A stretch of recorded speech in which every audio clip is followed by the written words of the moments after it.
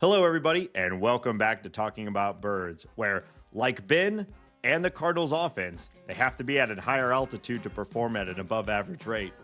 My name is Nate Heininger, and I am joined, as always, by my co-host, Vince Moore. I don't think I get it, but all right. If you have an idea for the opening bit, text or leave us a voicemail at 848-48-BIRDS. That opening bit comes to us from Jake Wood. Wow, thanks, show. Jake. Cool. Look, I said it in the episode last week as I've been pitching everyone to send me opening bits for the show. They don't have to be good. You know what? To make the show.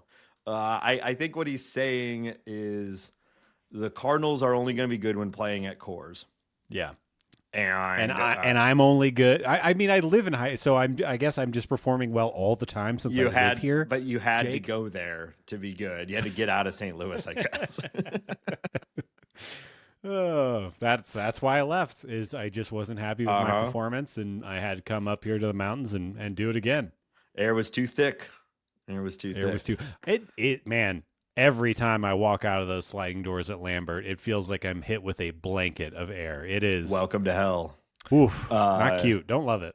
There's something going on today that I don't even really understand what it means, but apparently we were having like a record low barometric pressure today. Oh shit! It's like near hurricane levels, is what I was reading. It's like, hey, if you're having a migraine or joint pain today, that's what that's all about. So. Yeah, we're just having a great time here in St. Louis. I mean, I don't even know if I feel like I learned what barometric pressure was in grade school or middle school, but I don't think I could really explain it to anyone right now. Well, this is talking about birds, not talking about weather. So I don't feel like we should be expected to really understand that sort of stuff. But if you're I guess if you're listening when this comes out and you're wondering why yesterday or earlier this week you had migraine or like joint pain, it's the barometric pressure. Thanks a lot. So the hurricane is going to be coming off of the mighty Mississippi. Yeah, it comes up through the Gulf of America, and up the river, and it's hitting us. Wow, that's shocking and amazing. Yep.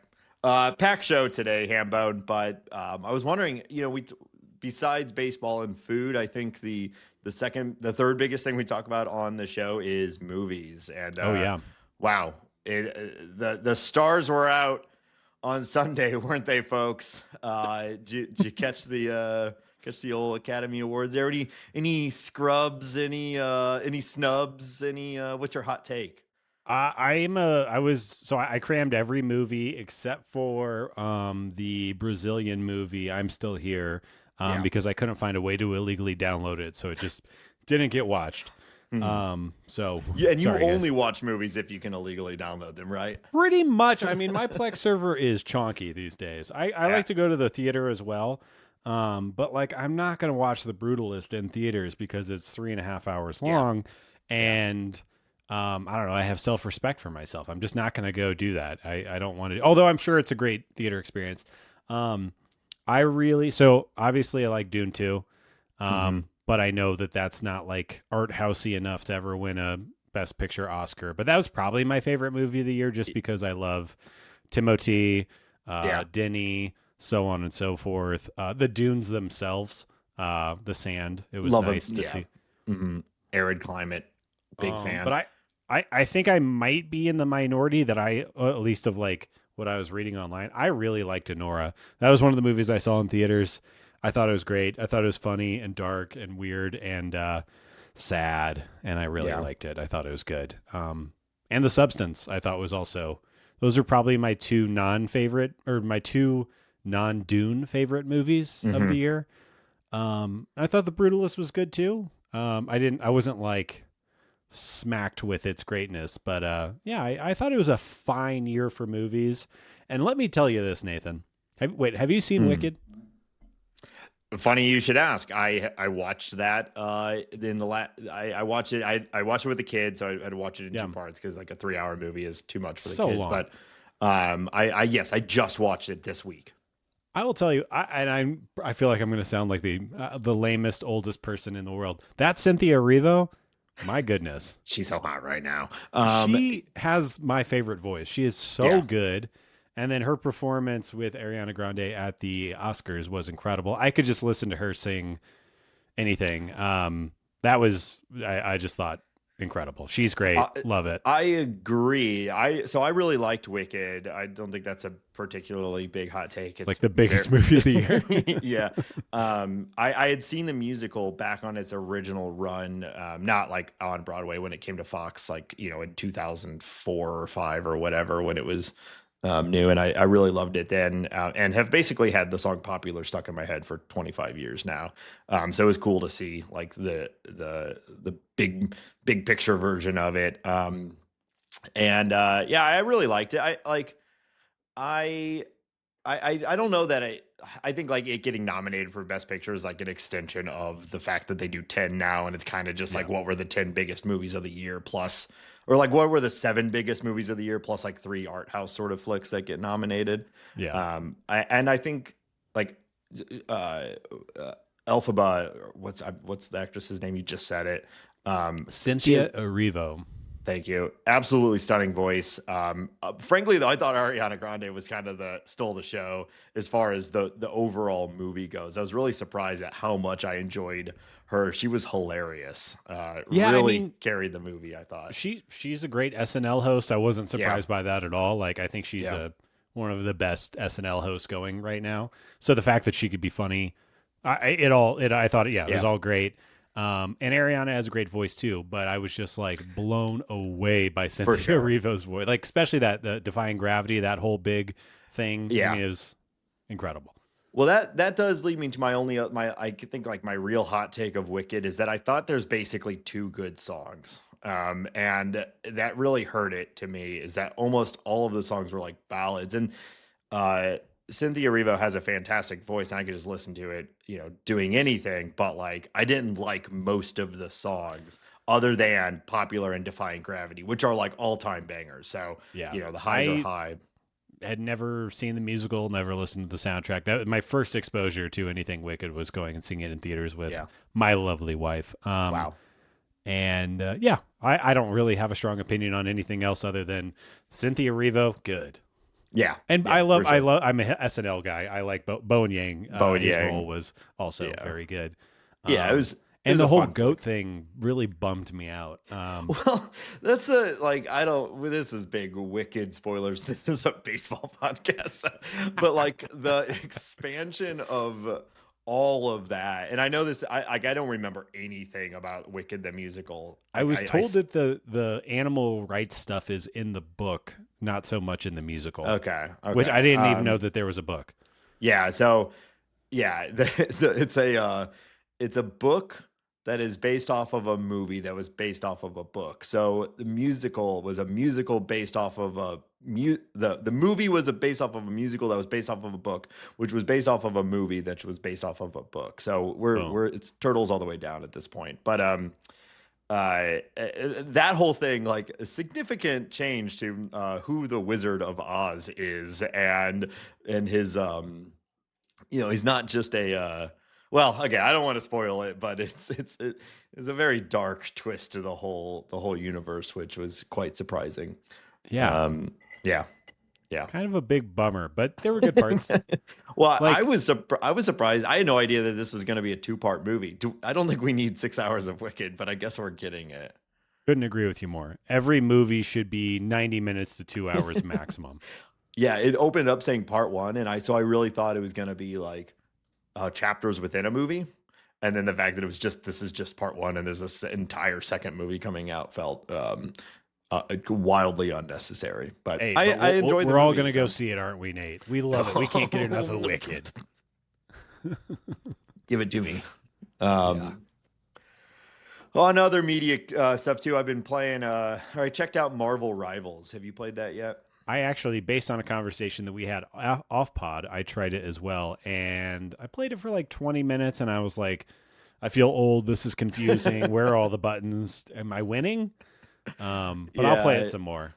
we're both big Overwatch players, or were at one point. I haven't played for quite a while, but it's I've been back very on my Overwatch game right yeah. now, so you better watch out. So I like a hero shooter, and Overwatch was just Marvel Rivals is like a Overwatch but with Marvel characters, and Overwatch was Team Fortress 2 but with Blizzard characters, and they're all kind of the same game. But I agree with you that this one was quite incomprehensible most of the time. But I don't know. That also, I think any hero shooter, like you need to play for hours to understand all like the sound What the cues and hell's visual going on? cues and Yeah. whatnot. But it did make me think. This isn't necessarily Marvel Rivals related, but what's your favorite superhero?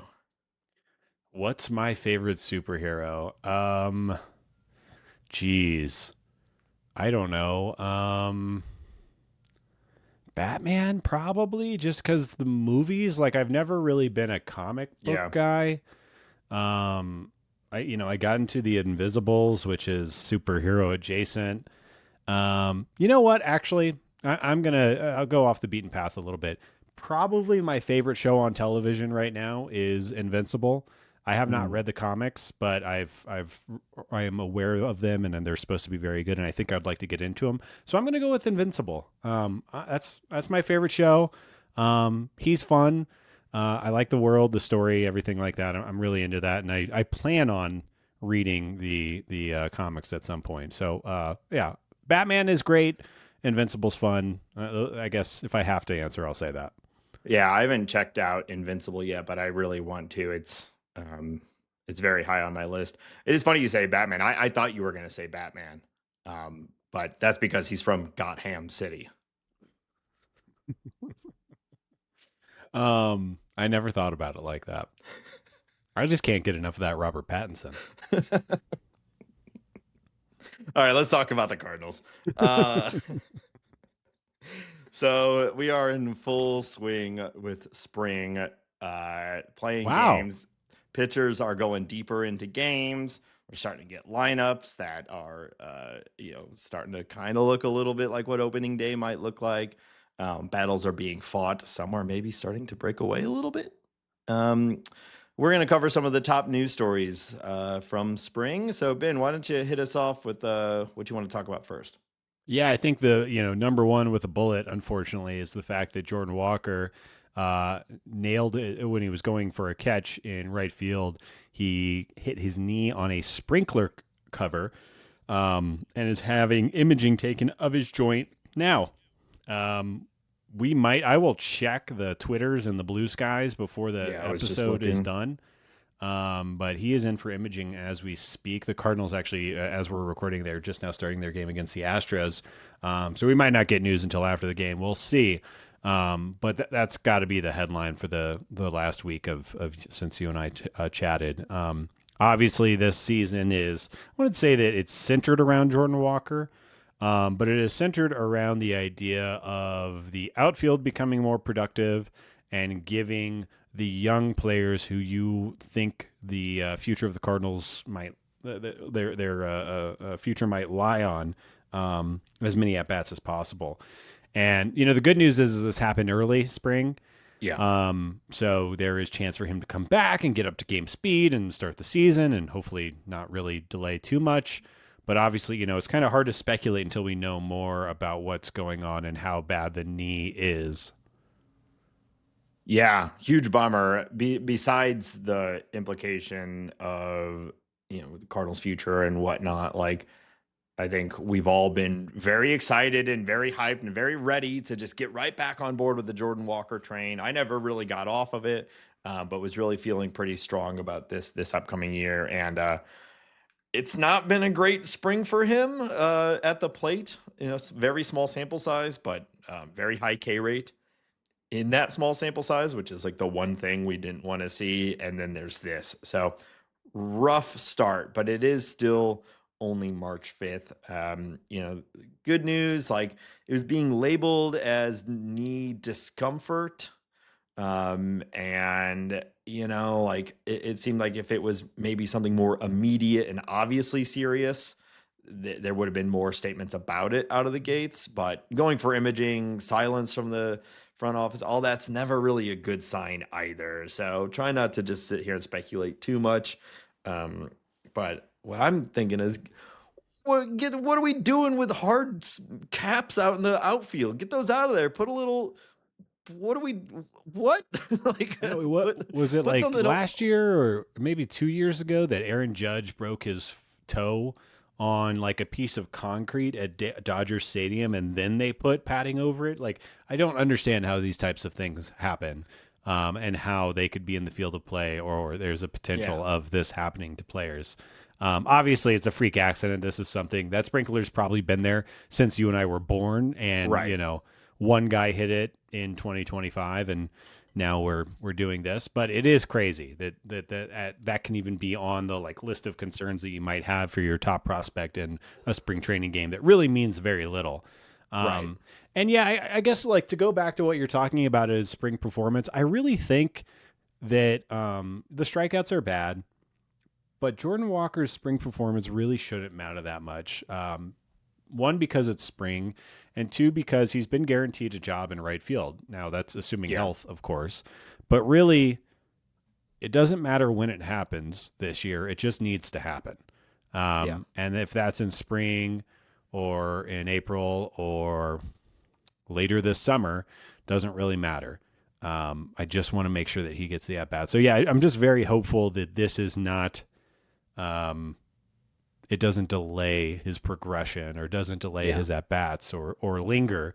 He's a big guy. You worry about the knees with a guy who's, what is he, 6'6", like 50 or something like that? Like, the knee's already under a lot of pressure on a day-to-day basis. Just existing is tough for his entire lower body. So, yeah. And I get what you're saying. Like, you really don't want to take too much, look too hard into what he get, like 16 at bats or something like that. Before the 14 at bats. 14. I will say, I have the number pulled up in front of me right now. 14 at bats with 8 Ks. Not good. So that's what I mean. Like, I agree with you, and everyone is always saying, don't worry about spring stats. And that is true. But given the options, you would certainly rather someone be doing almost anything other than striking out 8 times in 14 at bats when like the thing you're working on is contact and hard contact. But of course, any random 14 at bats, Aaron Judge, Juan Soto has probably struck out 8 times in 14 at bats, but Right. It's a little different in this case. But again, it is also his first at bats of the season. So hopefully this doesn't linger for too long and we get some clarity soon and he's back. Just as I'm looking at the numbers and, I kind of have this hobby horse that I've been riding for a couple of years now. Luke and Baker, 15 at bats, 1 strikeout. Hey, I'm saying this is your right-handed bat. This is your right-handed bat. Sorry, Jordan Walker. Sit down. So what's he? Is he? You can tell me he's probably got like a 220 batting average, but like 800 OPS or something. He's got a 267 batting average. Okay. And I think this is the part of Luke and Baker's game that I think is not talked about enough. He has 3 walks against that 1 strikeout. Okay. There you go. What's the OPS? He showed great patience. I gotta do another click to give you the OPS. He just always has such a wide gap in between his batting average and OPS. So his batting average again is 267, and his OPS is, oh God, why is it not just listed here? I have to do math now. Uh-oh. It This is embarrassing for all of us. it's 1,000. It's almost 1,100. Get him back up here. What are we doing? Yeah, he's got, every number you look at is great. I know it's limited time, but this kid can hit. He should get some big league experience. Well, hey, let's play this out a little bit. If Walker does need some extended time away, now you're slotting Burleson in right probably, and then that's opening the DH spot to be probably a split between Gorman and Baker, right? Rather than Burleson and Gorman would be my guess. And maybe I need to get out of this space that I'm in mentally. But the more I've been thinking about it, the more I am out on the Burley train. I don't know. I think his only real defensive values at first base, which he's learning on the fly. So we don't even really know if he can do that. I don't think we can watch him play the outfield. And I don't think he's a good enough hitter to really make up for everything else. So I would rather, right? Yeah, because against righties, he's pretty damn good. What was it, a 125 WRC plus last year? You'd take that from anybody any day, but it's the lefties where it completely collapses. Yeah, I mean, we had a whole conversation last week about how Burleson doesn't really fit on this team at this point as strictly a first base DH right-handed platoon bat. Like that's almost left-handed platoon bat. Sorry, left hand again, hitting against righties. Yeah. Like that's about as narrow a job profile as you can get at this point in modern Major League Baseball, and most teams don't want to carry something like that unless you are at the point where you are competing and truly optimizing all 26 roster spots, and you're playing to win specific series, and you're going to start that guy against this guy in particular, which is not the place that the Cardinals are in right now. No, it is not. And, I don't know, like Matt Koperniak exists, and having a pretty might good be a better player than Burleson right now. Nathan Church also exists, and again, might be a more all-around player than the Burleson. Name of my new organization I'm starting as well. Of course. That's just to avoid your taxes, though, right? Hell yeah. Remember Mike Antico? He's a guy. Yeah. I don't know if he's arguably better than Burleson right now. But yeah, I don't know. I'm kind of feeling sour on Burley. I don't really understand where he fits. I do think a team should trade for him, or I don't know. Just he just doesn't make sense with the club right now. Yeah. Love the guy though. As a human, great. Underrated outfield arm, but bad base runner, bad defender, bad against lefties. There's just a lot of bad at part of his game. Well, we've got one other bit of bummer news to get through before we can talk about some of the more fun outcomes from spring so far, which is Zack Thompson has been shut down for at least a month with a lat tear. Not great. I mean, spring training kind of is just this like, do you remember the movie Armageddon, Hambone? I do. Okay. So do you remember when they're trying to land the two like mining ships on the asteroid, and they're both just being completely battered by shit, and like one explodes and the survivors are all spread out and the other one barely lands and all that? That's kind of how I feel about spring training with pitchers. Is like, you just have this team of people who are all peak, whatever, and then by the end of it you just have like a ragtag group that has survived through spring training. And and that's what's happened right now with we've already, Zack Thompson got hit by a stray asteroid. What a long walk you took to get there. My God. We're talking movies this week. It's it's movie week. All right. But I mean, we all love Zack Thompson, but he's going to miss some time. So hopefully he can recover well. And this does open the door, I think, a little bit maybe for another guy of a similar build and handedness who is having a pretty good spring. Yeah, I don't really know what to say about it. Like, Zack Thompson has shown fits and starts and has looked really, really bad at times. And now his lat tore, and he's 27 years old. And like, I don't know, I kind of look at pitching prospects or just pitchers in general as like, they're never really here and they're never really out of it. Right. And like, until their arm falls off, until they fully Alex Reyes themselves, there's always a chance that it can turn around. Who's the closer for the Orioles? I was reading today, it's been over 500 days since he's pitched, and he pitched his first game in spring training yesterday. And Felix Bautista. Felix, the Mountain. These guys can always come back, and that, as long as they have that arm and everything, it's never done. But Zach has had as hard as a path, as difficult as a path as I can remember. And it sucks, it's your first round guy in 19. He's showed a lot of promise at times, and it, it just is what it is. But yeah, I think like like you said, it leaves there are other interesting pitchers on this roster in Hmm. spring that I guess this leaves the door open for. Yeah, I know we've got a bunch of stuff to get through, but at a high level, like a takeaway from the spring so far is like I've been kind of excited about some of the pitching. You know, we've been seeing some pretty good performances, and you know, I don't want to just keep repeating like don't get too excited about spring stats, but like yeah, I feel like I have to at times. But overall, like there's been some fun pitching outcomes that give me a little bit of hope of what maybe not 2025 pitching will look like, but the future of Cardinal pitching. Yeah, I'll make an argument later in the episode of why we might have some room for excitement. But Yeah. before we start talking about spring training results, I did want to talk about Wilson Contreras' mic'd up session on ESPN yesterday. Were you able to catch that, watch that at all? No, I was not able to. Can you tell us about Well, first off, we talked about dude is jacked. He is it? Hunks are back. he hunks our back. He is making that uniform look tight, Yeah. which you'll love to see. Um, That's why we watch the game. You that's think they're why still I'm here. Although I am bummed, I heard we don't have the see-through pants this year. The players have won. They're going back to the old pants. Ugh. So, yeah, So stuck up. I know.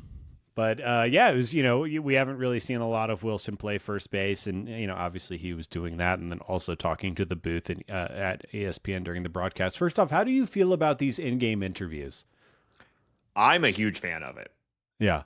So I know some people have a different opinion about it, but I think that their opinion is wrong and mine is right.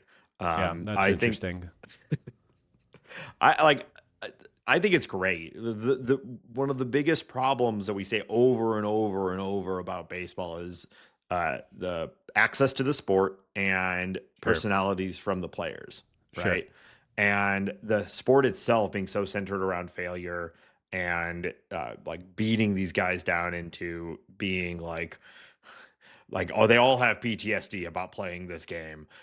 So the more we can do to like elevate them and let them show their personality, the better.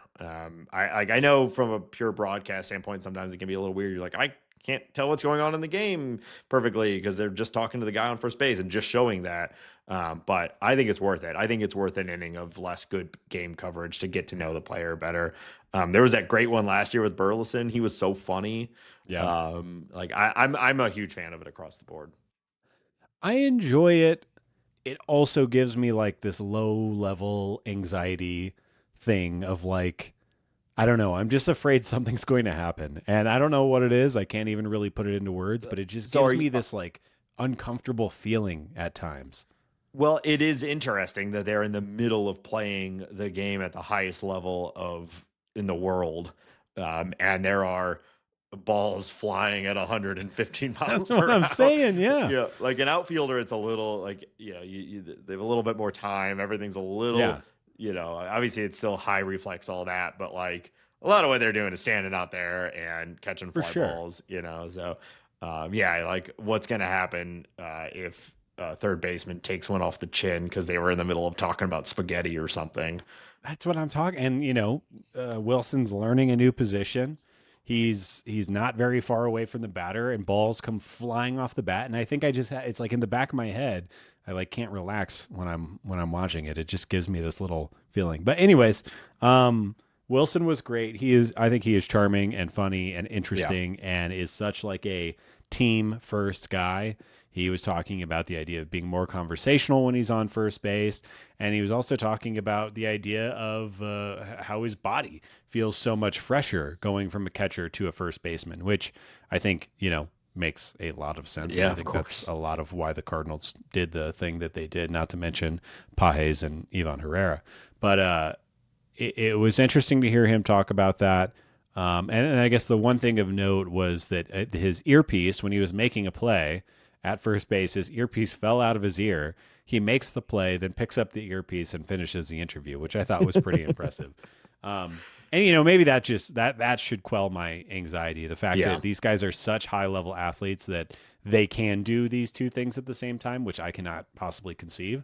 But yeah, like I said, it just kind of gives me a little like itch in the back of my brain that I'm like, Be careful.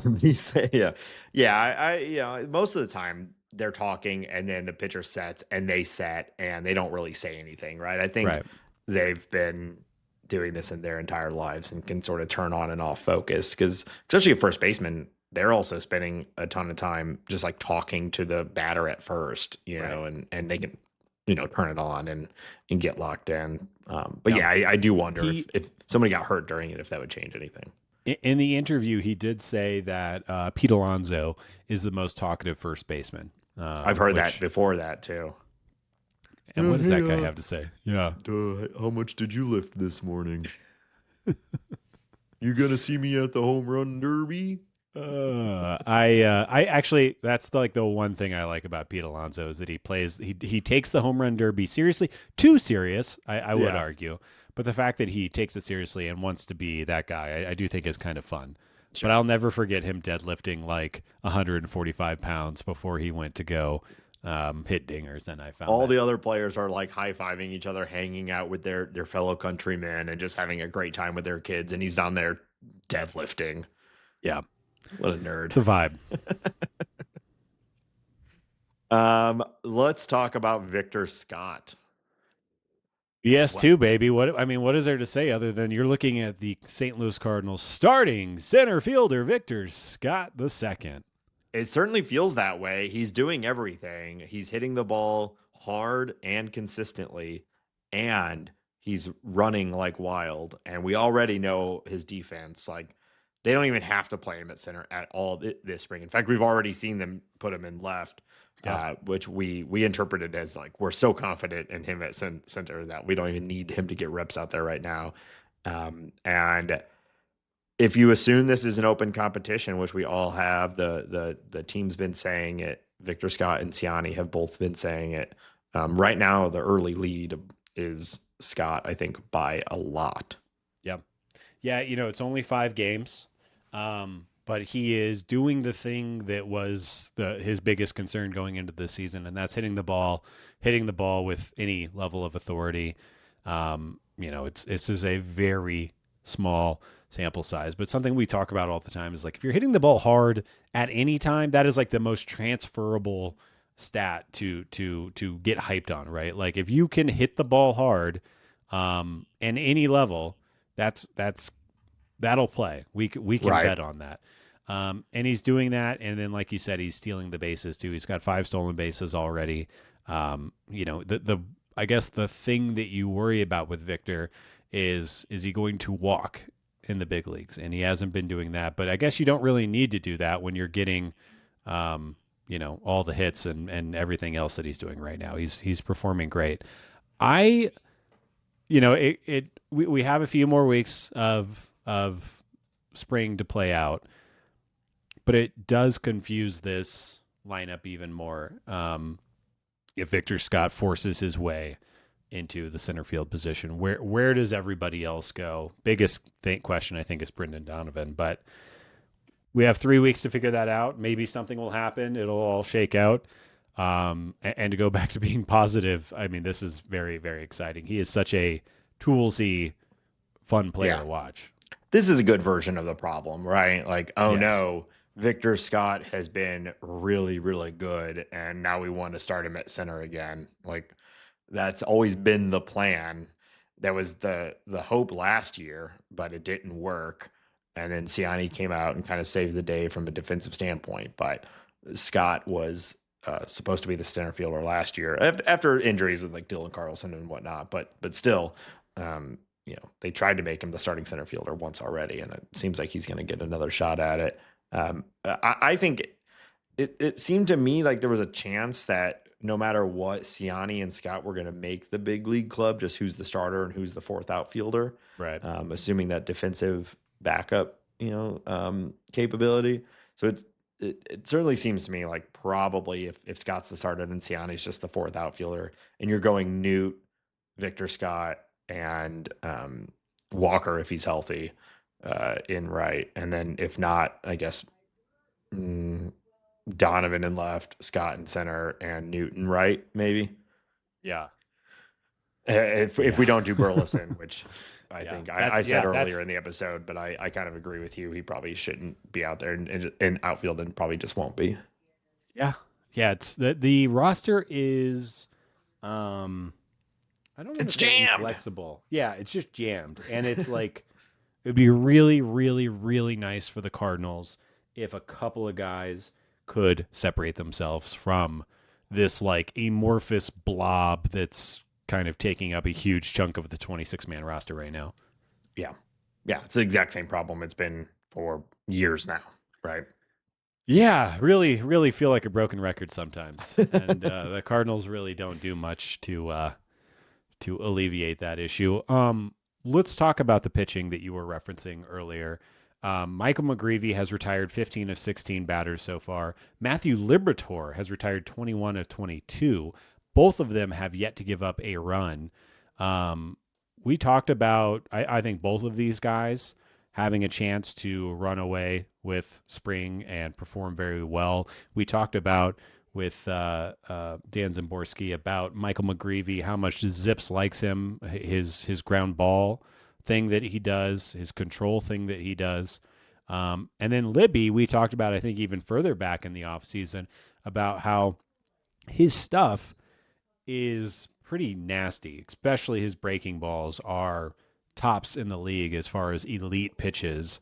There's just what I'm trying to illustrate is there's a very clear pathway for both of these guys to be successful. They've pitched the most out of any Cardinals pitchers so far in early spring, and they've performed outstanding. No notes. It's all been good. I guess the question comes to, can both these guys crack the starting rotation? Um, Barring a trade or injury, it feels like no right now. But I don't know. We've been talking about the 6-man rotation for a while, and maybe the Cardinals go that way. But one way or another, I think they're both going to find their way into the starting rotation in this year. But if you're Yeah. saying out of spring training, I think it's unlikely. I've still been hyped on Liberatore as a starter, but it wouldn't surprise me if he starts in the sort of the Zack Thompson role that we've seen over the last few years too. Yeah, I'm I guess very curious to see how that shakes out. I think Steven Matz to the bullpen makes a lot of sense. He's looked okay. He had a nice performance earlier this week, which I think people are feeling a little good about. But Matz in the bullpen and Eric Fetty on the trade block opens up a lot of interesting That's things. And two I just, spots right we've there. been talking about it for a while now. I think both of those things make a lot of sense, but it is what it is right now. Yeah, Mats is it's a tough choice. I can like if Mats is even somewhat effective from a trade value standpoint, it makes sense to give him starts and hope to build up his value to trade him at the deadline. I find it But very unlikely that the Cardinals, I even if know, Matz is amazing, that they're going to get a meaningful piece or package for him at any but point this year. value changes so quickly in the big league. Think about Eric Fetty. He came in having not even pitched in the majors in years. He puts up half a good season in the White Sox, and he's one of the top trade targets on the at the Yeah. deadline. Yeah. I And mean, you know, and so it, like value shifts so quickly with pitchers. Sean Um, Manaea turned a half of a season and an adjustment into a multi-year deal with the Mets. So I get Crochet that. with the White Sox, Yeah. converted to a starter, and within a couple months, he's one of the best valued pitchers on the market, and gets the White Sox a big return from the Red Sox. These things Yeah. can happen, so you could see the risk reward. I think personally, I'd rather him be in the bullpen, and we just say, well, maybe we can get value from him there for a trade and focus on developing our younger starters. But there is a little bit of an argument to like let him throw from the starting side and just see what Yeah. happens. And if he breaks again, then okay, that takes care of that. But what if he puts up 2.5 months of very good starts and then you flip him for something? What if it could happen? Oh, He is capable of it. That is for yeah. sure. Or this sort of, the Cardinals are quote unquote competing in 2025, and then you just have a good pitcher, and that helps with that. So I don't Yeah. know. This one I'm a little more like, because I think because he can be so good when he's healthy, I have a little more leeway of like trying to use him as a starter compared to like someone like Michaelis or something where I'm just like, what are we doing here Yeah, I with guess we that, haven't said this in a while, but it's worth repeating that Michaelis should just be dropped and shouldn't be on the team and should be given an Yeah. opportunity to start for the team like the White Sox or the Marlins or Sure. somebody who needs a sixth starter. Yeah. Yankees just had Lewis Heel go down. Maybe Yeah. they could use Man, some Miles in the Yankee Stadium. I don't think you want that. No, you don't. What about an 88-mile-per-hour fastball right down the middle? Will that serve you? Miles coming back this year would be. I want nothing more. We love Miles the person. It's just Yeah. he doesn't fit on the current version of the Cardinals. I want nothing more than success for the Cowboy. I do want to talk about the relief corps for a second as well. Ryan Fernandez has struck out 7 batters in only 4 innings. I think, he flamed out a little bit at the end of last year, but I think he makes a lot of sense as one of your setup people at the end of ball games. Riley O'Brien has also looked very healthy and very effective this year. And I was just kind of thinking about it, like Ryan Helsley is Ryan Helsley. We think Jojo Romero should have a nice year. Ryan Fernandez is looking healthy and strong, and I think, we talked about his slider and everything that he brings. Riley O'Brien, his stuff is electric. That's a really, really attractive looking back half of the bullpen, and there's a lot of other names to be excited about too. But those names alone, I'm not saying it's going to be the best bullpen in baseball or anything like that, but it could be one of the best bullpens in the Central.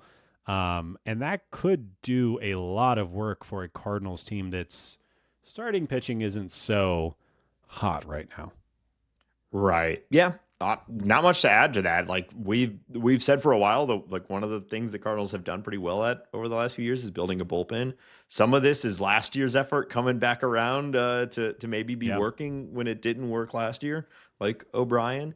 But Fernandez looked good last year, and I it won't surprise me if he's the 8th inning guy, and maybe the closer by the end of the season, depending on how things go. I think he has the clearest path to being the closer, barring any unexpected trades or acquisitions or whatever. Right. And then another player I wanted to talk about was Tekoa Roby, and then the idea of him, his stuff is really, really good. It's really fun to watch. We talked about his fastball's been sitting 98 in spring. His curveball is devastating. And I might be just overreacting to a short spring stint, and maybe I need to calm down. I'm kind of thinking he should do a season in the bullpen. Do that kind of the way that the Cardinals used to it and how teams have done it a lot in the past, is give a guy a year into the bullpen, let him get used to the big league thing, and then let him try to crack the rotation next year. I'm not calling for Roby to be converted to a closer or anything like that, but I think his stuff, that plays. It's really fun to watch. And I don't see any reason why he can't stick around in the bullpen and get big league pitchers out. And I have no problem with Kyle Leahy or Gordon Graceffo, taking over bullpen the role or something like that. But when you're watching these guys pitch, Roby it could work anywhere. And I don't know why not pull that lever now. Well, he was a top pitching prospect in baseball not that long ago, right? And as we just said, with pitcher evaluation and it turns on a dime, and it generally just comes from health and consistency. And last year he didn't have the health, and right now he is. So we're getting a glimpse of what he was before the injuries. Yeah. And what he was the centerpiece of the Jordan Montgomery trade. I mean, I know Sajasi has really usurped that from a Cardinal fan perspective, but at the time, Roby was the key piece. So I'm not too surprised to see him sort of reestablishing himself. I'm excited for it, and hopefully he can keep it going. And yeah, the like strategy of guys in the bullpen to start their career and then stretching them out and all that, like for every example where it misses, there's an example where it hits. It makes a lot of sense to me. The Cardinals have done it successfully, not necessarily recently, but in at least in the last 2 decades, there's a handful that we can pull out and point to pretty easily. Lance Lynn, Carlos Martinez, things like that. But so I don't. I mean, I'm fine with it. It makes some sense to me from a like you get comfortable at the big leagues, right? Yeah. So. Yeah. You're just saying that made me think like we have some really interesting pitchers in the system right now. Some young guys, the Liberators, the Graceffos. I guess you can even throw Zack Thompson into this. Tink Hintz, McGreevy, Quinn Matthews, Tekoa Roby, Cooper Jerpy. A couple of these guys are going to turn out to be really effective major league players, right? They have to. A couple of them. They have to be, please. Come on now. Like we've complained for years about how the Cardinals haven't developed like a great pitcher since Adam Wainwright. One of these guys, there's so many of them. They've got to. It's got to be one of them. One. I'll take one. What? Just give us one. That's all we're asking for. And I mean, if a few, then you're cooking with gas, baby. But somebody has to. Between all the guys you just mentioned and the Quinn Matthews and the Tink Henses, and there's another guy I want to talk about here in a minute. I think the current crop of Cardinal pitching prospects is the best we've seen it in a long time. But where the Cardinals have struggled over and over and over is that conversion from success in the minors to success at the big leagues. Right. We know all about now why that's a problem, or the sort of the genesis of that problem. And the Cardinals have done a lot this offseason, it seems, to correct that for the future. So we will find out this year and next year, really. It's the new pitching director, this Heim Bloom, do all these new front office, all these new, we heard that, 25% increase to coaching staff this year compared to previous years. All of that is, should be setting us, we'll find out soon, I guess. I kind of lost my train there, but like, we'll be finding out if all that was worth it. And the change that the Cardinals have needed is coming anytime soon. Nathan, we have breaking news on the podcast right now, and I was really hoping that this would happen while we were still recording. But Jordan Walker underwent an MRI exam yesterday, and it was revealed that there was only an irritation, no structural damage. Okay. So it looks like he's going to take a week off of spring training, let that thing heal up. Oliver Marmol said that it is what it is. We'll let it calm down for a week, and then we'll ramp that baby back up, and we'll still have time to see him in plenty of spring training games. So, looks like did he say ramp that baby back up? That is a direct quote from Oliver Marmol. That's the biggest baby I've ever seen in my life. Yeah. And it has his height and weight. Someone called the baby. Yeah, his height and weight as at the start of the article posted by our dear friend John Denton, that he is currently listed at 6'6", 260. Ben, could you please keep it down? Yeah, that's a big baby. That's a large baby. man. big, tiny baby man. All right. Getting back on the rails. A couple of pieces of news. Jerpy and Matthews, along with some others, have been reassigned to minor league camp. I think that, that makes sense. I think the Matthews thing was a little more surprising. I kind of thought they'd give him a little bit longer of a run. But obviously they don't really see a path to him pitching in the rotation right now. So they're going to put him back down there. And Jerpy did what I thought he was going to do this spring, and that's looked really, really good. I think that is another. I think I said him when I was listing off those names of Cardinals pitchers, but I have I have very high hopes for him, and I think he is going to break through, and it's going to be really, really fun. That's all I have to say about Cooper Jerpy. The Coop. Yeah, a little surprised as well by the Matthews thing, but not really. I mean, what's the big difference between this week versus next week? It was inevitable. He was never going to break camp with the rotation. I just wanted to see him strike out the likes of Vladimir Guerrero Jr. again, or something like that. That was exciting. For sure, for sure. And I think we all think he will make it to the majors this year. Yeah. But made sense. So, yeah, I've got one guy that I wanted to call out too. Yeah. That is still pretty low in the minors, but just keep an eye out on this guy this year. Okay, I think this is going to be the next big Cardinal pitching Hey, prospect. His name big is is key word there, I think. Chen Wei Lin. So the Cardinals got him out of Taiwan on the international free agent market back in 2023. He is 6'7", Oof. 188 pounds. And he pitched in single A last year and has had a pretty dominant start to his major league career. I don't want to spend too much time on him right now, but in his time last year, he put up a 2.79 ERA, 2.94 FIP over 116 innings with a 9.54 K per nine and 2.79 walks per nine. This guy's big, strong, and pretty dominant on the mound. And I think people are going to start hearing about this guy. Yeah. And so I just wanted to call it out now. Keep an eye out for it. Won't see him in the majors this year, maybe next year.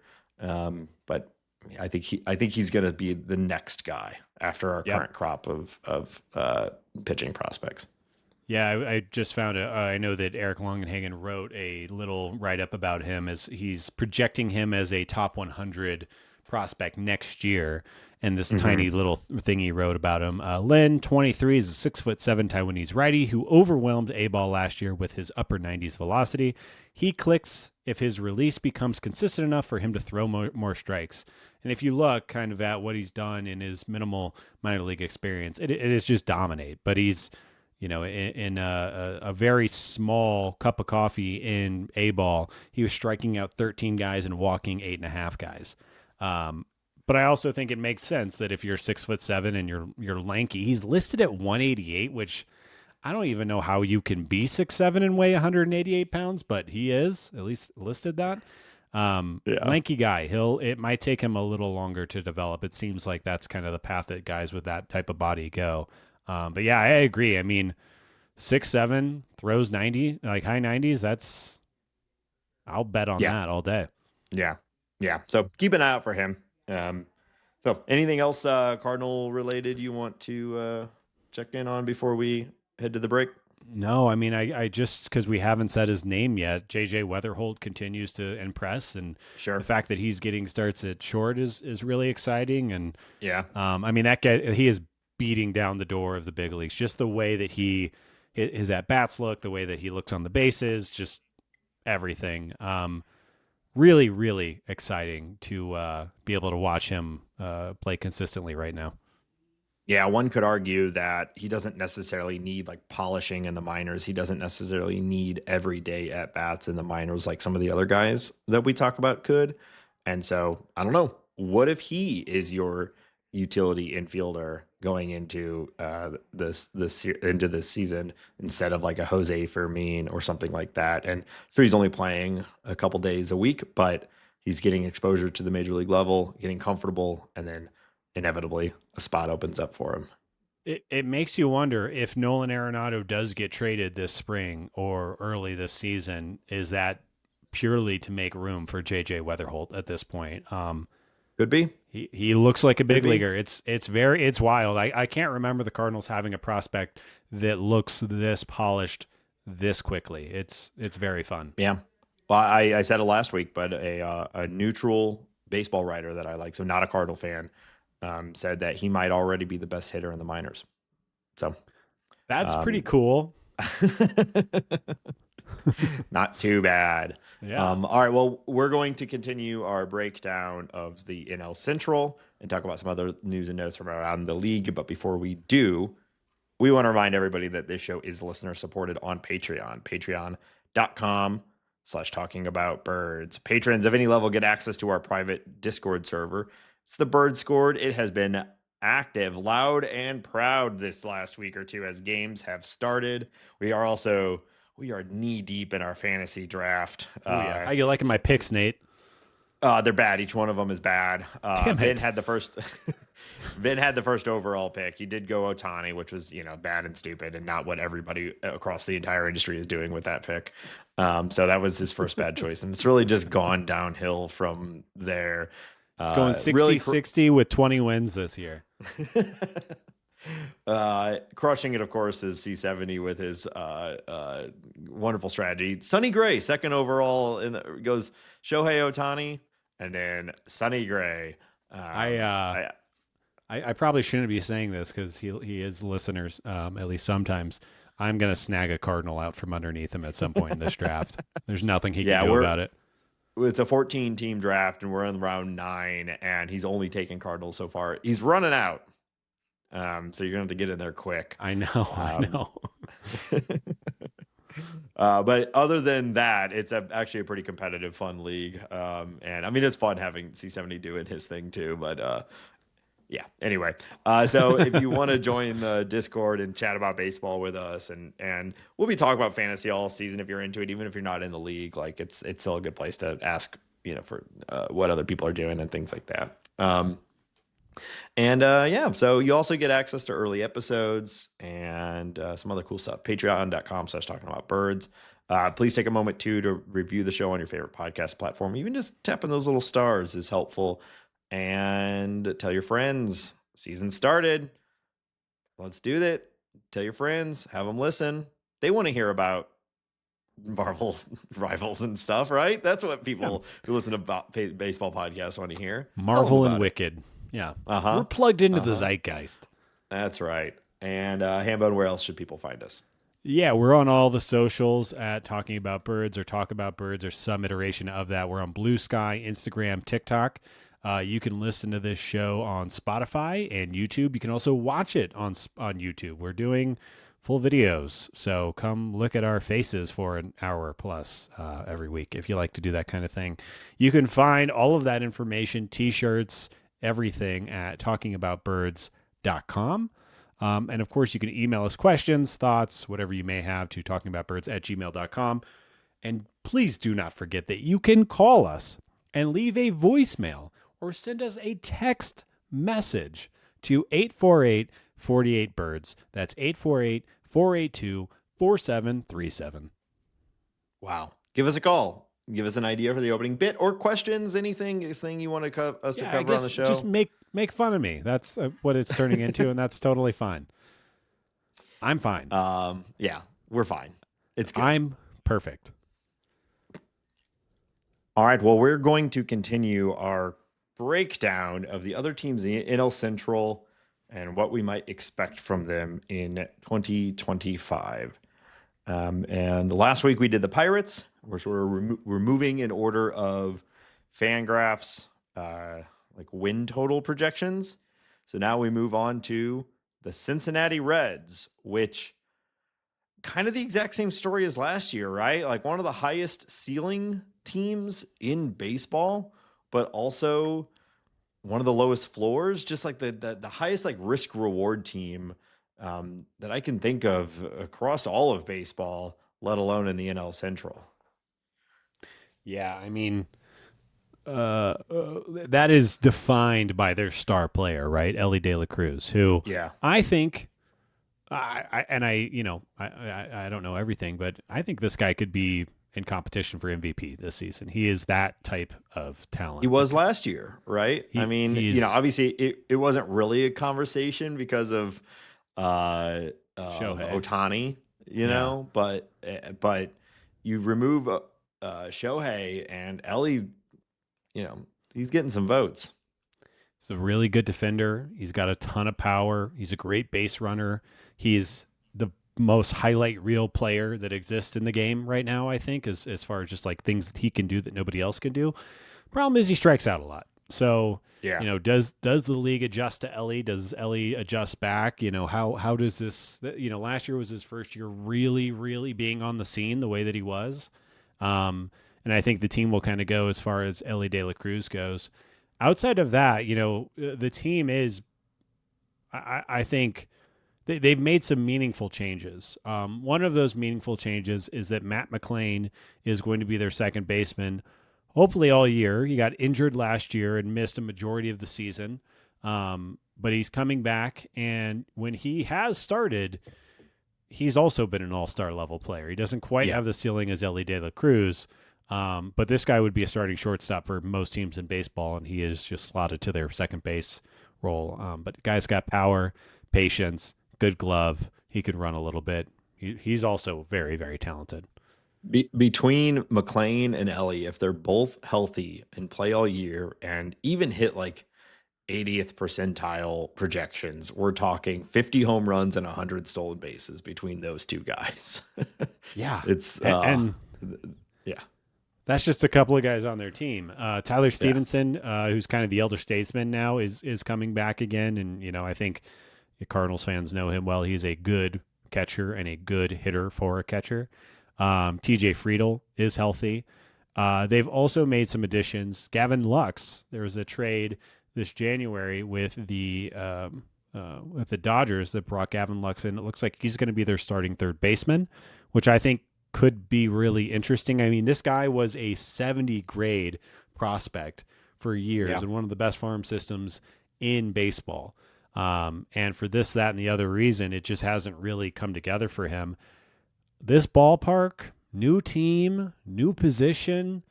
I could really see Gavin Lux having a nice year for the Reds. I mean, he's only 27. And he's got all the talent in the world. It's just, it just needs to be unlocked, and maybe it'll happen. It's been the story of Gavin Lux for years now. Is he going to get the playing time? If he does, what's he going to do with it? He's gotten the playing time. It's a ballpark upgrade. Yeah, I mean, there's a lot of reasons to be a believer in him this year. Yeah. They also brought in a couple of other interesting players. Austin Hayes, former Oriole. Looks like he'll be starting in the outfield for him. I think this was I thought the Cardinals should have gone after this guy. I think that Austin Hayes makes a lot of sense for a lot of teams. Right-handed hitter, very athletic, could play center field if they need him to, crushes lefties.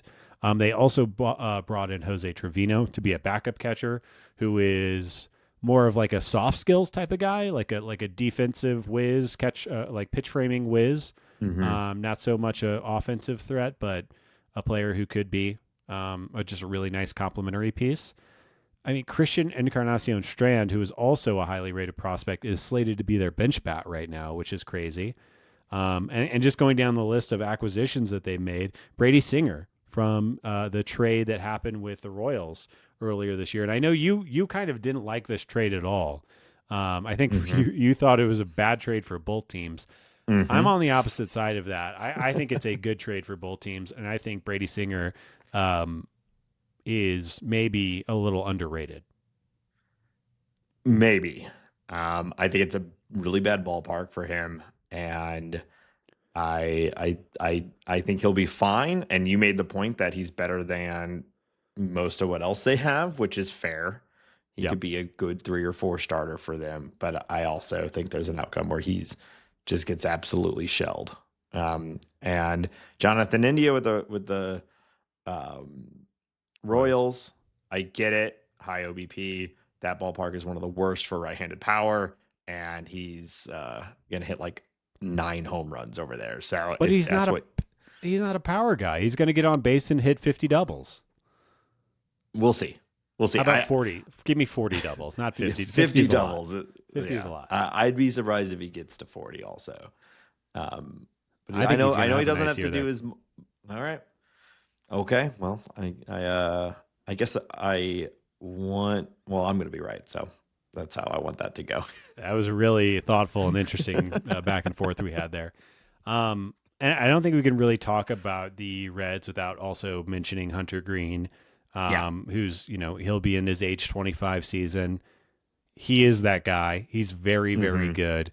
He hasn't 100% untapped everything that I think he's capable of, but he's a number 1 starter. He's a big, strong man. All of the things that you want out of your starting pitcher, Hunter Green has. Cy Young candidate if everything comes together. Yeah. Outside of that, let's take a look at their bullpen. Alexis Diaz is coming back as a closer. He had a weird year last year, but I see no reason why he shouldn't get back into form this year. He's got nasty stuff. And they added Taylor Rogers, Brent Suter, Scott Barlow. trying to think. Yeah, I think that's everyone that they. Oh, yeah, that's everyone that they added to their bullpen. And that was probably the weakest part of their team last year. So they made some significant upgrades. It's bullpen, so we'll see. They're kind of not doing the Cardinals thing, where the Cardinals are bringing in like cheap pieces that have like stuff that may or may not pop. They're kind of like betting on guys who are in their mid to late 30s, which I don't Yeah. love that method. It's not how I would do things, but it could work out for them, I suppose. It could. Cardinal fans are pretty familiar with Brent Suter from his time with Milwaukee. Scott Barlow was a former closer, so he's done it at a Yeah. high level for the Royals. So it's not like they were going out and dropping 15, 20 million a year on these guys. But it is quite the opposite approach from what the Cardinals are doing, and we like the way the Cardinals have been doing it. So then you can assume we probably don't really like this way. Yeah. But they are trying to like they're trying to make meaningful improvements to the parts of the team that are the worst. So you just never I know don't with a batch of old relievers. I don't blame them for kind of letting it ride with the position player group. Obviously, they made a couple of changes that we already talked about. Yeah. I can't believe they haven't gone out and gotten a somebody who's better than Brady Singer, a starting Yeah. pitcher of note. Maybe not a Max Fried and maybe not a Corbin Burns, but a guy right below that. Maybe they should have been in on Montaz, who I guess is hurt right now, so maybe not. But Or Flaherty, Flaherty would have made a lot of sense. Yeah, Yeah. I agree with that. Maybe a guy Yeah, who gets some strikeouts. I think that's kind of ultimately my point with Brady Singer. I don't think the ceiling is very high on that, and I think the floor is very low on that, and so it's just not Yeah. the type of guy I think they needed to add right now. I'm sure they have some guys in the minors that could be somewhat like a Brady Singer type, and when the starting pitching is their biggest question mark, their biggest potential problem, it's like they needed more than just a Brady Singer. Yeah, I did. They could do more. Absolutely. Mhm. And I think the one Or thing that's Lodolo stays healthy the whole time, and Hunter that would be Green takes a exciting. huge step up. Like their pitching is not unlike their lineup, where like the highs are incredibly high. It's just Yeah. they might not play. They might miss half the season or walk 1,000 people. I think something that we've seen from the Reds with this ownership group is that if they are competitive at the halfway point, they will go make a trade Yeah. and get somebody. They've done that many years when they've been competitive, and sometimes it's been really dumb, and sometimes it's worked out really well for them. But well, that's a huge X factor. And speaking of that, I think something. Oh, I guess I'd just like to hear your take on this. A huge change for them is that they moved on from David Bell, who was their manager and former Cardinals coach for years, to Terry Francona. After Terry kind of retired or semi-retired, or at least quit his Guardians job, he had the health issues. He's back in baseball now, and he's leading this Reds club. How big of a factor do you think that's going to be for this team? Well, I have said over and over and over that it doesn't seem to me that your manager choice is a defining factor of your team of your season. But this is definitely a playbook that we've seen a lot of teams take before, where you've got a team that feels like it's on the cusp of being good, a lot of young players. So go and get the wily veteran who's done it before, who's done it on a ton of different teams and knows how to win ball games, and it's hard to pick better than Terry Francona. So if you're going with that mold, he's Yeah. the guy. I think you and I both have thought the Cardinals should maybe go and get a Terry Francona over the last Yeah. 5 years. I think we've said that multiple times. So I get it. I think it's probably a pretty good move for the Reds. But ultimately, I think it's more about like, does Ellie keep a strikeout rate down? Like that's way more important than who their manager is. I mostly agree with you. I do think for players like Ellie De La Cruz and Matt McLean and Encarnacion Strand and even Will Benson, some of these younger players, having somebody like Terry Francona be a part of that. I think Yeah. he showed a lot of prowess in handling young players during his time with the Guardians and how young they were and I'm not saying Jose Ramirez would have not been Jose Ramirez without Terry Francona, but I do think that a steady hand like that makes young players feel more confident and maybe allows them to kind of become what they are more easily. I think that that's going to be really big for the team. I think that he's smart, and I think that what does the Terry Francona add? Kind of like you're talking about, maybe a win or two. But if his steady hand helps Ellie De La Cruz become a superstar, then that's incalculable. Like how important that could be for this team. So I think it is a pretty big move. I also think it's a sign of like the Reds are. The push towards a championship has begun. We'll see around the deadline and everything what else they do. But that's kind of the signal that I get, because I kind of think like similar to Bruce Bochy down in the Rangers, like you're at that age, you're already a Hall of Famer, you have nothing else to prove. Like it only really makes sense to come back if you're going to win. Right. And I think Terry Francona is convinced that the Reds are trying to win.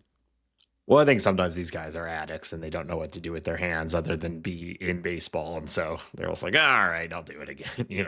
What else am I going to do? You think they begrudgingly take these jobs? I find that hard to believe. No, it's like Tom Brady, like they're addicted. It's not begrudging. Yeah, well, he has a sickness. Yes. That's what I mean. They don't know how to turn it off. And because they're just like, okay, sure, another job. I'll just keep doing it. You're going to find me dead in the dugout. So the Reds are projected to be by Fangraphs playoff odds 78.3 and 83.7. Are you going to take the over or under on that this year? I think I'm going to take the over on this one. I do think Hunter Green takes the step forward. I do think Ellie has another fantastic season. I think a full season of Matt McLain is good. I think there's enough upside. They've gotten some bad luck in the last few years on those outcomes. I think they get a little more lucky this year, and I think they take the over. I don't think they're going to win the Central or anything like that, but I think they do better than 78 wins. Yeah, I agree with that. I'm going to take the over as well. And while I wouldn't bet that they're going to win the Central, I could also see them putting up like 92 wins and kind of waltzing into the playoffs and making everybody else look bad. Could just be. And I imagine they will.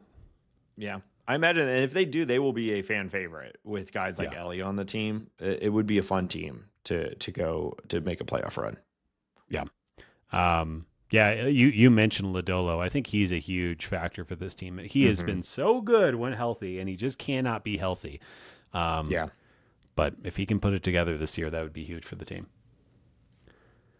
All right, well, we'll see. So let's do a little bit of league news. We got a couple things going on. Yeah, not a ton here, but something that I was watching last night that I thought was really exciting is that Roki Sasaki makes his spring training MLB debut last night. Did you have a chance to watch this young man throw? Yes, I did. Oh my God. I've said many times on this show that I think Roki Sasaki is about to be the best pitcher in baseball. Maybe not this year, but he will be at some point the best pitcher in baseball. And I think we saw it a little bit in spring already. That splitter, that heat, he good. Yeah, the only thing that worries me about him is that he looks like Jack Skellington. He is a string bean. Well, that's the thing on him, some right? Cheeseburgers. But it's the concern is the durability. And that's most pitchers, but that will be the thing that defines whether he's like as successful as most people think he will be. Obviously, the first time I've watched him against major league hitters, and he just looked really, really, really good. He's tall, he's lanky. The way the ball comes out, it's very, very impressive. And the way that he made those hitters look last night was very, very impressive. Those poor Dodgers, I hope they can figure something out this year because they deserve it. They deserve it more than anyone. All right. The Portland Diamond Project has revealed new stadium renderings. Have you seen these, Nathan? No, I have not seen these. It looks gorgeous. A 32,000 seat ballpark on the water, just outside of downtown Portland. It looks fabulous. I'm pulling for Portland. I want more teams out here in the West, and I think a team in the Pacific Northwest makes a lot of sense. The group, the Diamond Project group in Portland, also released a statement saying that it is down to them and one other city. They have secured the land, and they plan on the way that it reads. And I think this is more posturing than anything, that they are going to have that ballpark built by 2027. So they are doing Wow. everything they can to get this team in Portland. We also know that Salt Lake City is making a strong push. Nashville, Montreal, a couple other cities are in the mix. I'm not really. I don't know if I really care. I think I just because I live in the western part of the United States, a team out west would be more fun just for my sake. But it's been a long time since expansion, and it's really exciting to have these types of things percolating right now in the background. Yeah. Yeah. I've spent a lot of time in Portland and I would love to have I think it'd be a lot of fun to have a team there. They've been very supportive of the minor league teams there. And yeah, I think it'd be pretty beautiful to have a team there. Final piece of news. President Donald Trump said on Friday that he would be posthumously pardoning Pete Rose. Now, he did not detail what exactly he would be pardoning him from. I think Donald Trump might think he can pardon transgressions against MLB. At least that's kind of maybe not. Maybe there's some other crime out there that he's pardoning. It hasn't been detailed though, but it feels to me as though he thinks he can adjust MLB's rules. In response to that, Rob Manfred said that he is considering removing Pete Rose from MLB's ineligible list. What are your thoughts, Nate? I thought this one would I, fire you up. I was excited to add it to the outline. I learned recently Yeah. or relearned. I'm sure I was aware of it when it first happened. Yeah. But Pete Rose was credibly accused of statutory rape Oh. of a woman who was under 16 years old. Well, I didn't know that. That's way less fun than what I was trying to do. I know. So that has, added a new layer of my opinion on Pete Rose. So we talked about Pete Rose a little while ago too. I've decided that Yeah. I don't care as much as I used to about the whole thing. But I do think this whole thing is hilarious and strange and just par for the course of what's happening in all the current like this is what we need to be spending our time on. It's very important. To focus on a baseball lens and to not dip into politics, because I'm sure nobody wants to hear my opinion on that. I think that if you do this, you are kind of opening a Pandora's box. And why don't you let any deceased ball player who has had some transgressions or who has been ineligible, Shoeless Joe, why don't you, once you die, you get into the Hall of Fame, whether you've done steroids or you've mistreated women or you've cheated the game or whatever it might be. You just got to wait till you die and then you get in. And I'm not sure how I feel about that exactly, but I do think it sets a precedent, and it's kind of going against the whole thing, right? Like if you end up, if 100 years pass and all of these people who did the thing that they weren't supposed to do are in the Hall of Fame and history shows that, then what was the point of banning them in the first place? Yeah. What, you mean this hasn't been thought through and is like just something that was probably done randomly because he's having a hallucination of his childhood or whatever, the 70s or whatever. Yeah, it's stupid. It's so fucking stupid. All right, we can leave it there. That's all I got for league news this week. All right, Hambone. Well, it's Academy Awards week. They just happened. Stars are out. Wow. There he is, John Mazalek. His bow tie's looking great. Miles Michaelis, his cowboy hat. It's extra shiny tonight. I got a new game for you. I know you're a big movie guy. We talk a lot about baseball movies on this show. I'm gonna test some of your knowledge here. Oh no. This is Hollywood Stars Baseball Edition. Oh, all right. This So is going to be terrible. This is going to be tough, I think. Yeah. Here's what's going to happen. I'm going to name a person who won an Academy Award. Okay. I'm going to name what they won the Academy Award for. Okay. You have to tell me who they are and what famous baseball movie they starred in. Oh, Jesus. Okay. Does that make sense? Yeah, I mean, I know one right off the bat. It just, if I can find him. But yeah, go for it, Nate. Oh, no, I Yeah, so got two. I got two in my we'll head right now. Okay, keep going. Go. there's No, there's a I got few three. I got three. Okay, you do your game. You do your game. that I think you'll get some of these, but I also think some of these are damn near impossible. Do your stupid game. Let's go. Okay. This person won Best Supporting Actor for Once Upon a Time in Hollywood. Once Upon a Time in a Hollywood, Best Supporting Actor. Wait, who was the lead of that? I don't know if it was. Well, Leo didn't win. Did Brad Pitt win Best Supporting for Once Upon a Time in Hollywood? Do I just not remember that at all? And if so, was he in a baseball movie? That's a better question. Brad Pitt in a baseball movie. Brad Pitt in a baseball movie. Wow, I cannot think of.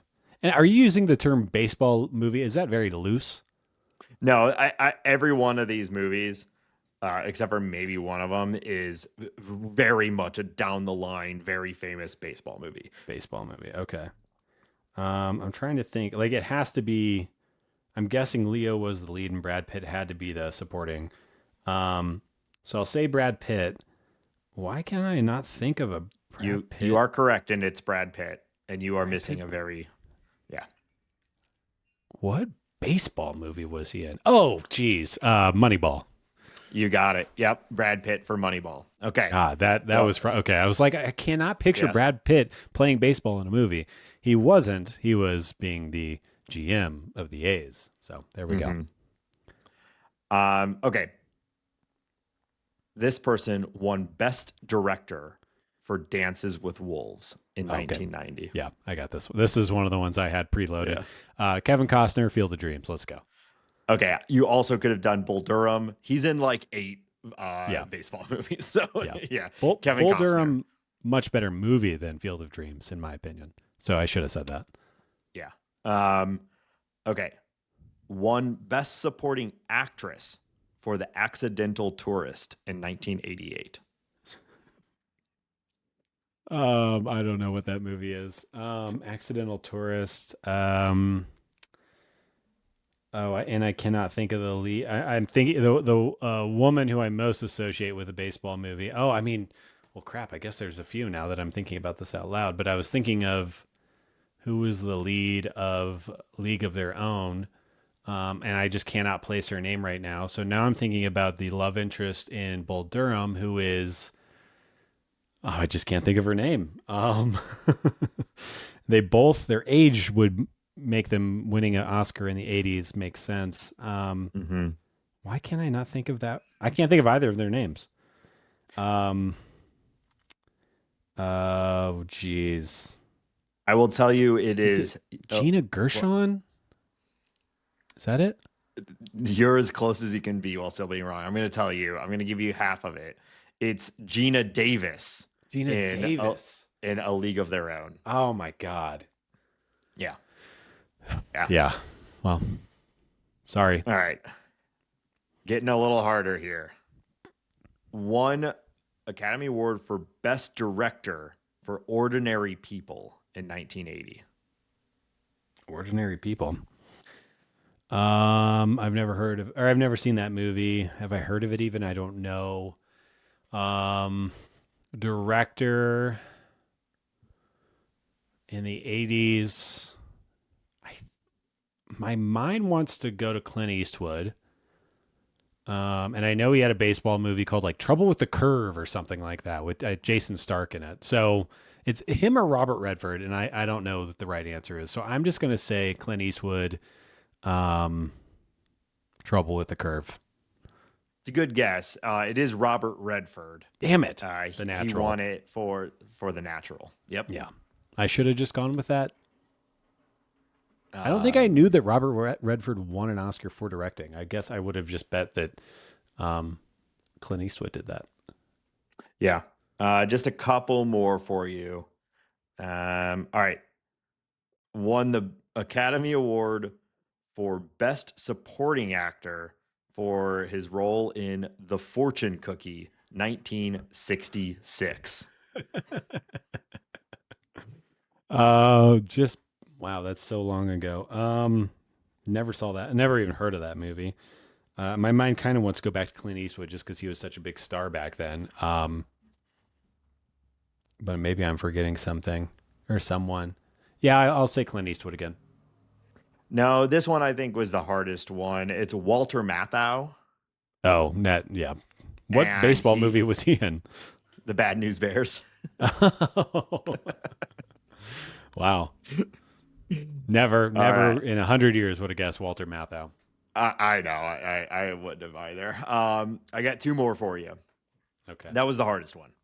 Thank God. Okay. One for the Academy Award for Best Actor for his role in Dallas Buyers Club. Oh, it was lead or supporting? Best Actor. Best actor. So I think it was what's his face was the lead of that. McConaughey was the lead of that. Or did they give it to Jared Leto? I think it was McConaughey. What baseball movie was Matthew McConaughey in? I should say that was the easiest part of this. The baseball movie he was in. Well, I'll let you work through it. Yeah, what baseball movie was Matthew McConaughey in? Is there a baseball scene in Dazed and Confused and you're just messing with me? I don't think that there was. Nope. There's a No, this is no. this is a baseball movie. This is a straight up baseball and down movie. baseball movie. Was he in like 61 and I just don't remember him being in that? Baseball movie with Matthew McConaughey. Was he in Eight Men Out? Maybe he was in Eight Men Out. There's so many stars in that movie. Maybe a young Matthew McConaughey was there. Yeah, I'll say Eight Men Out. That's a guess. I'll have to look at it. I don't think he was in that. He was, however, in Angels in the Outfield. Was he really? Yes. Star-studded cast. I was quite surprised. Man, I watched that movie a ton when I was a kid. I don't remember Same. him being you in and it. I think you had it or I had it on VHS and we watched it a ton. Wow. Was he was a baseball player in it? I believe so. Yeah. Wow. Oh yeah, oh my God, Yeah. very young Matthew McConaughey. Okay. Yeah. Yeah, wow, swing and a miss. All right, my last one for you. He won the Academy Award for Best Original Song for the song Blame Canada from the animated film South Park, Bigger, Longer, and Uncut. Is it Trey Parker and basketball? That's right. Dumbass. It's a baseball movie, kind of. Is it? No, it's basketball. It's a completely different sport. That's the one where I said every one of these movies is a straight up baseball movie except for one. All right. Nice job. So you actually, other than the Walter Matthau one, you got a point on all of them. Okay, I feel good about that. Pretty good. You gave me one for Gina Gershon? Well, you said A League of Their Own. Yeah. So I gave you that. But not Gina. It was Gina Davis. Yeah. Gina Gershon should have been in that movie too. Why not? Sure, why not? I guess all right. Gina Gershon would never win a Academy Award though. No offense. I got a little worried when you couldn't pull Moneyball. I was like, uh-oh. Sometimes it's like I've seen that movie. I know that movie intimately, but when you're intimately poised with a question, my brain just turns to concrete. A guy I know had a chance to be an extra on Moneyball. He's an actor, and he was not able to get out of his contract with his play he was in. He was on a touring musical, and they wouldn't let him leave for a week to shoot Moneyball. That is the most non-story story I've ever heard in my life. Well, he was going to be like a guy on the team. It wasn't just like he was going to be like a baseball player. He was going to be one of the A's.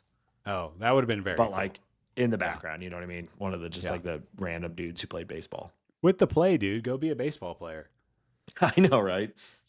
But anyway, all right. So that's going to do it for this week's episode.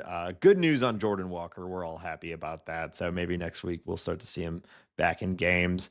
And it's crazy, Ben. We have another full week of spring, but then there will be Major League Baseball games played in between the next episode and the following because of the Tokyo series. So Very we are exciting. actually only about a week and a half away from the season officially starting. So yes, very, very excited we get to see the Cubs. Yamamoto and Imanaga starting that game. How exciting is that? That's going to be awesome. Yeah, and then Sasaki probably in the second game. That's very cool. Yeah. And Seiya Suzuki is also a Cub. Yeah. Cool. Like they picked these two teams on purpose or something. That's really weird. Yeah. So, all right. Well, we will be back next week with more coverage of the Cardinals and the league in general. Let us know if you have any questions. Talkingaboutbirds.com. You can find all our links and everything there. And until next week, let's just say a happy recovery to Jordan Walker and go Cardinals. What is that? What are you doing with your hands? Showing off my bird. What? I was showing off my bird. Oh, okay. Jeez.